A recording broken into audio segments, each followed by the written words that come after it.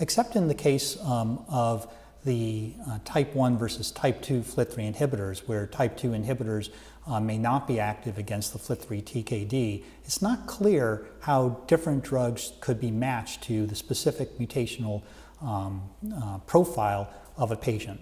Some have suggested that having a broader kinase inhibitor in the therapeutic program at the time of initial diagnosis may be beneficial, and then using a more specific inhibitor, such as a FLT3 inhibitor, later on when FLT3 is driving the relapse. But there's very little clinical data to actually support that. Of course, the other thing that we have to consider is we develop specific inhibitors against different driver mutations, such as FLT3 and isocitrate dehydrogenase 1 and 2 and others, is how will these drugs be combined? And we have virtually no information on that at this point. I think it's not so difficult to explain this to the patients. For example, we know that patients with a FLT3 internal tandem duplication, they have normally a very proliferative disease, so high white blood cell count, a lot of blasts in the bone marrow, greater than 50%, and the patients are quite ill when they come into the hospital. And therefore, I think it can be easily explained that this mutation really drives the disease. If a patient is FLT3 internal tandem duplication positive, then the patient really realizes if this specific mutation is inhibited, the disease is, the chances of curing the disease is higher.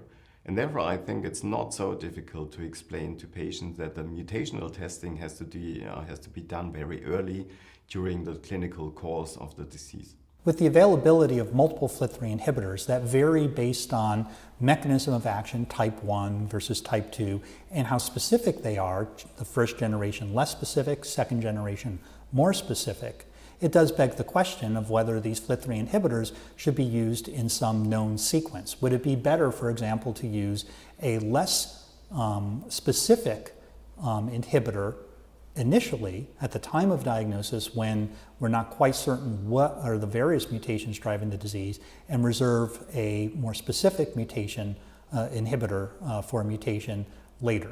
There's very little clinical data here to argue one way or another. The one piece of information that we might be able to cite is to look at studies of single agent second generation FLT3 inhibitors in which some of the patients were already exposed to some of the first generation inhibitors, such as sorafenib and midostaurin, which could be used prior to patients relapsing and going on a second generation inhibitor, such as quizartinib or gilteritinib or crenolinib. In that analysis that Mark Levis presented at ASCO in 2018, there was still very high response rates in patients who had been exposed to midostaurin and sorafenib initially at diagnosis and then relapsed and received a second generation drug such as gilteritinib. The response rates were somewhat lower than expected in patients who were that